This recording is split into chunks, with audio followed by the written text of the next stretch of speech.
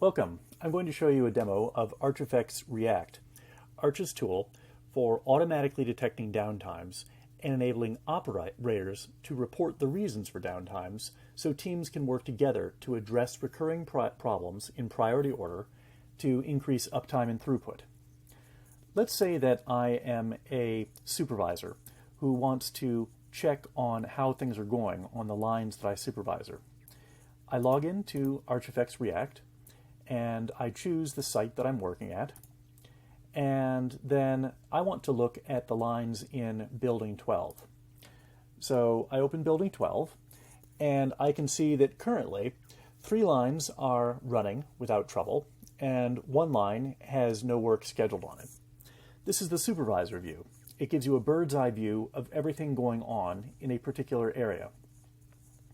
So you can see we've got 3 active lines, and for each active line, we show the name of the line, the job that it's currently running, the target takt time that it should build the product in, the actual takt time that it is requiring to build the product, the throughput on the current job that has been completed, and the estimated time to complete the current job based on the current actual takt time.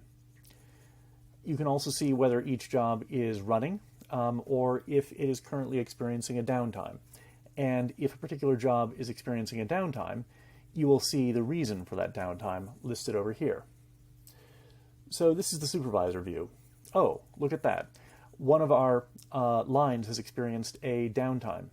So as the supervisor, I walk over and I ask the operator what's going on, and they tell us that we've had a problem, a nozzle issue on one of the pick and place machines.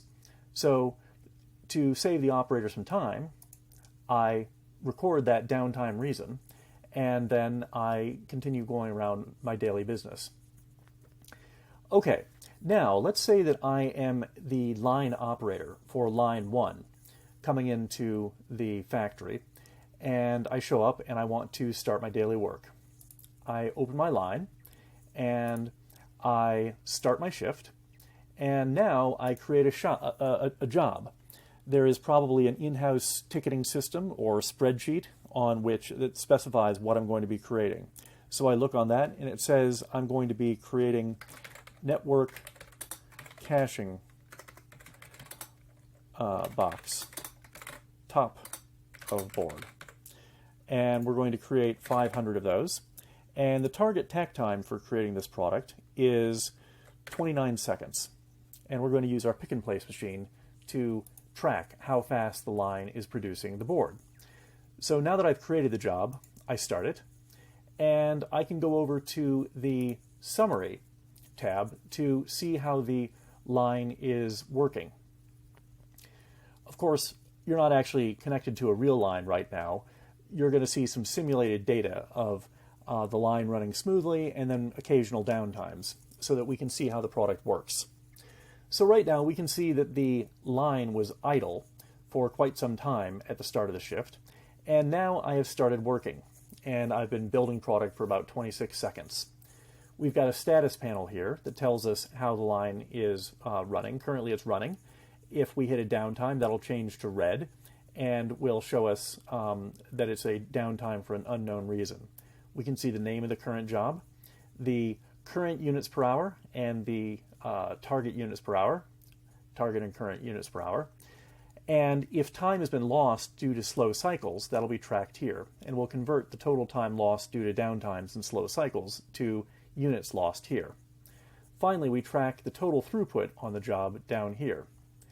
There is an overhead display view that shows the line status in a way that is suitable to put on an overhead display over the line. You can, so that if you want someone walking by can easily see what the line status is. And this border bar shows whether the line is currently running, which is green, or is idle, which is yellow, or is red, which is a downtime. So we can look at this in the desktop view, which the operator uses to enter downtime reasons, or the overhead display view, which is put on an overhead display over the line. Okay, now we see that a downtime has occurred on the line. So as the operator, I go and investigate the problem, and I discover the reason, and now once I resolve it, I come back here to update the downtime. So I say that this was a machine problem, and we had a feeder failure on one of our pick-and-place machines. And I submit that. So now I have labeled the downtime, and I continue working on it, and when it's fully resolved, then the line will resume running again. ArchFX REACT will automatically detect that the line has resumed running because another unit of product will pass through the line once the problem is resolved. Okay, so the line's status returns to running. Now, let's look at the Downtime tab. The Downtime tab shows you all of the downtimes that have occurred on this line so far. Now, I just started my shift, so I've only had one downtime. But if I look at another line, we can see that since they were working longer than I was so far, there are many more downtimes that have been recorded over the course of that line shift.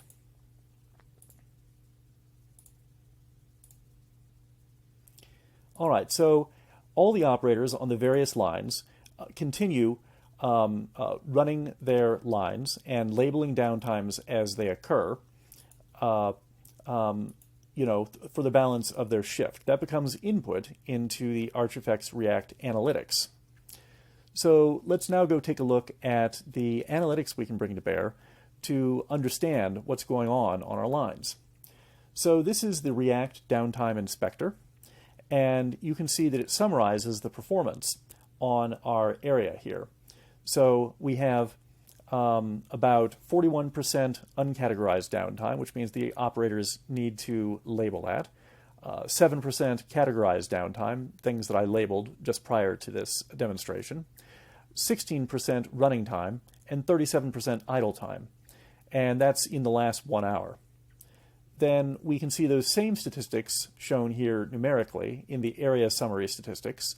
And we can also see summary statistics for each line here in the summary statistics by line. Okay, we scroll down, and then we can also see the downtimes duration distribution per decile, our most alliterative panel name. So what this is useful for is breaking down the downtimes from the shortest to the longest and telling us of the downtimes of a given duration, 10th percentile, 20th percentile, 30th percentile, and so on, what percentage of each decile did the operators label? You usually care more about labeling the long downtimes than the very, very short ones. So this is an easy way to make sure that the operators are labeling the downtimes you care about the most. Down here, you can see the mean time between failures and the mean time to recover and how it changes over time. Scrolling down, we can also look at statistics for an individual line. So here, I've opened the statistics for Building 12, Line 3, and we can view our downtimes at the high level of the category, high-level categories like method or material, or at the more granular level of the downtime reason. Categories are broken down into reasons. And we can see what the most common downtime categories and common downtime reasons were. And we can sort by total duration due to a given reason, or by the number of events due to that given reason. Again, for an individual line, you can see the downtimes distribution by decile and the mean time between failures and the mean time to recover. So these are some of our basic analytics. In production environments, we also have more advanced analytics that will be accessible to you. So here is our line analysis on our advanced analytics, and you can see that we show at the level of the day or by shift for any date or date range you choose, what was the line's performance here. So we can see when was it idle, running, when was it an uncategorized downtime, when was it categorized downtime, and so on. We can see how many units of production were lost due to downtimes and how much time was lost. We can see the line's performance summarized, broken down into running, idle, downtime and planned downtimes. And we can also see how our units per hour of production compared against the target. Continuing over here, we look at the downtimes tab for the line, and now we can see in a more advanced view the total duration of the various downtimes shown here at the category level, and also the number of events for the various categories. Once again, you have the ability to view this at the level of granularity of the day or of the shift, and for any date or date range you choose. So right now we're looking at the category level. You can see a trend chart here showing by hour how was the breakdown of your downtime categories on this line changing over time. You can also see the downtime category distribution, both by the duration and by the number of events. Here we now look at the downtimes for this line at the reason level. So we can see the top 5 reasons for downtimes occurring on this line. And we can see how much time those top 5 reasons consumed, and also the total number of events that occurred. Then we can once again see the trend chart of the hourly top downtime reasons over time. And we can see a distribution of which downtime reasons caused the largest duration of downtime and which downtime reasons caused the largest number of events. These charts help us choose which downtime reasons to prioritize for improvement. So those were downtimes at the level of granularity of the line. You can also look at aggregated analytics at the level of the area, spanning multiple lines. So here we see the performance tab for the area of multiple SMT machine lines. And for each line, we can see when was it running, when was it down, when was it a scheduled downtime, when was it idle.